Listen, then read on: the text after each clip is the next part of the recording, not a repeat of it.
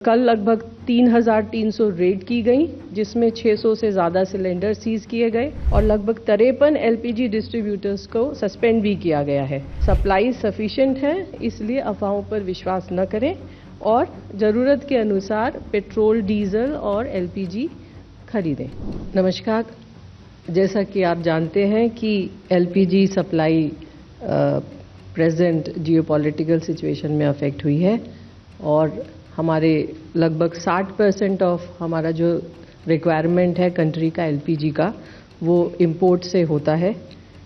इसके चलते domestic consumer को प्रायोरिटाइज किया गया और घरेलू यूज़ के लिए एलपीजी की सप्लाई 100% इंश्योर की गई है। हमारे किसी भी एलपीजी डिस्ट्रीब्यूटर पर कोई ड्राई आउट रिपोर्टेड नहीं है।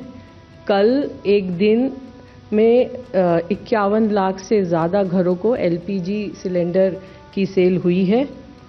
हमारा ऑनलाइन बुकिंग 98% पर पहुंच गया है और ओटीपी बेस्ड एलपीजी डिलीवरी भी 92% है। कमर्शियल एलपीजी पर अफेक्ट है, जैसा कि आप जानते हैं कि कमर्शियल एलपीजी भी 70% तक रेस्टोर की गई है और जैसा कि अभी आपको बताया, फार्मा और बाकी कुछ और सेक्टर्स के लिए भी, जैसे food, polymer, agriculture, packaging, paint et cetera, इन सब के लिए भी बल्क नॉन डोमेस्टिक एलपीजी की सप्लाई को रेस्टोर किया गया है, सेक्टर वाइज लगभग 200 टन। इसके अलावा मैं आपको ये बताना चाहूँगी कि 14 मार्च से लगभग 1 लाख टन कमर्शियल एलपीजी की सेल हुई है। कल 6,700 टन कमर्शियल एलपीजी की सेल हुई। अगर इसको 19 किलो सिलेंडर के टर्म में देखें तो लगभग 3.5 लाख सिलेंडर्स होते हैं।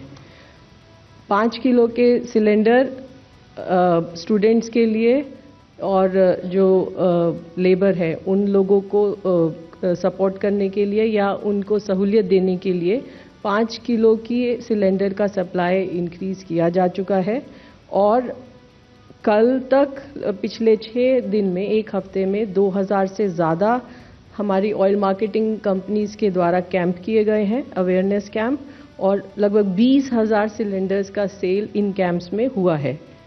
कल 1 लाख से ज़्यादा सिलेंडर, 1,06,000 5 किलो के सिलेंडर्स की सेल हुई है।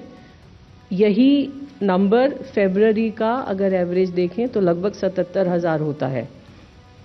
इसके अलावा अभी तक 23 मार्च से लगभग 10 लाख 5 किलो के सिलेंडर्स की सेल की जा चुकी है।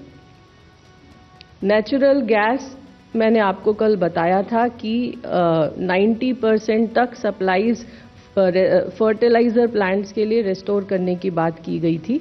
अब इसको बढ़ाकर 95% कर दिया गया है।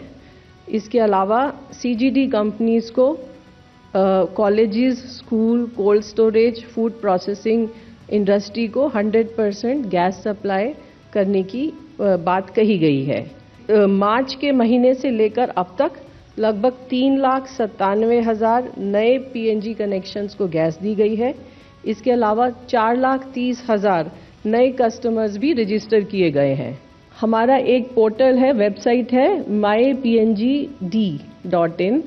इस वेबसाइट पर 18,000 से ज़्यादा कंज्यूमर्स ने अपने एलपीजी कनेक्शंस को सरेंडर किया है।